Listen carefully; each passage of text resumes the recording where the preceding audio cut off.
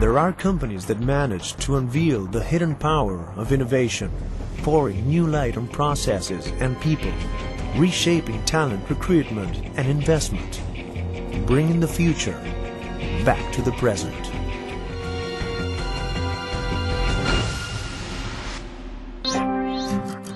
Now, can you think of innovation without thinking of Google? Think out of the box and try to put aside the candy bar, the in-company gourmet restaurant, the 24-hour laundry, the feel-at-home desktop decoration, some of the gimmicks pinpointed by convention.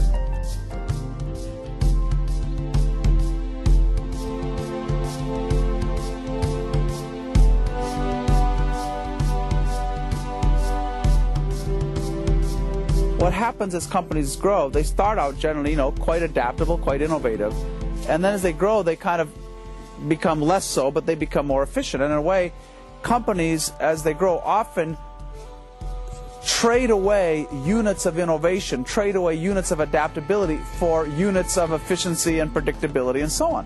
What's new about innovation, I think what really makes it a kind of a more crisp process is this ability to rapidly prototype, to sort of do things in public with very quick reaction, almost you do it hand in hand with your users. But now with new technology, where instead of being a hierarchical review, I can do a peer review, where everyone in the organization, rather than depending on my boss to tell me what to do, everyone in the company can understand what's the mission, what's the target, and write themselves into that story. So I just see this over and over and over and over. This is why you have employers who like to hire musicians and athletes.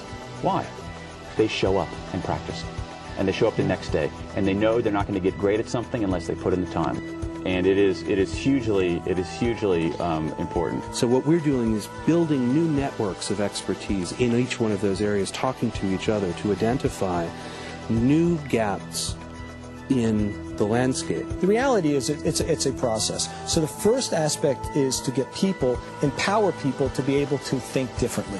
Where you had intrinsically motivated people who had autonomy and the freedom to experiment, follow their curiosity, trying stuff. There are things that are actually driving us to do it. It's not only a matter of can we, I think it's more a matter of now we must. Genentech, the biotech firm, lets its scientists spend 20% of their time working on anything that they want.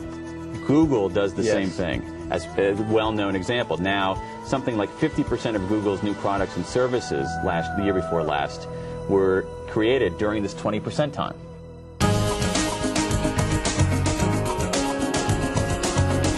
Flexible hours, self-managed projects, market analysis, collaborative customers, open innovation, exciting accountability are some of the multiple triggers that thrust Google up to the top as the brightest star in the business universe, and at the same time bring down to earth the quintessential threads that weave into a complex whole, the beating heart of innovation.